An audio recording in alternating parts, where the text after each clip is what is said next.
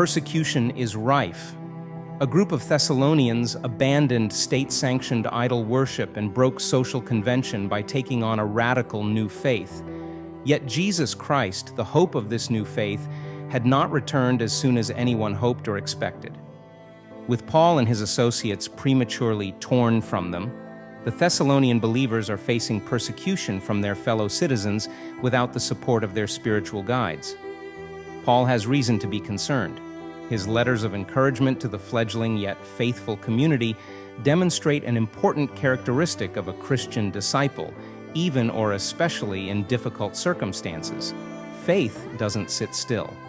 Paul praises their faithfulness, but he urges them in 1 Thessalonians chapter 4, verse 1, "As you received from us how you ought to walk and to please God, do so more and more."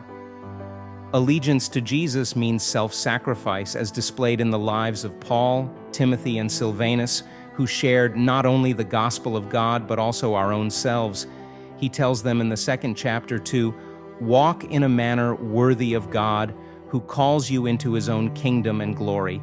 Instead of the spiritual and physical laziness practiced by some awaiting Christ's return, Paul encourages action, giving and living as children of the day who shine the light of God with faith, love, and the hope of salvation.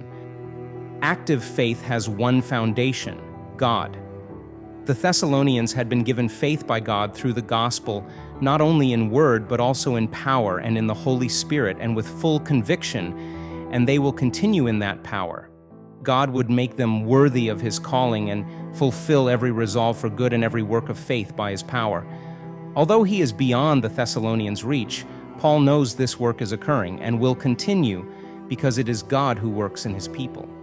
The Spirit empowers the lives of fledgling believers, not in spite of circumstances, but through them. God will not abandon us. Rather, he will help us live the life to which he calls us. For that reason, do not sit still. Go in his power and live like children of the day.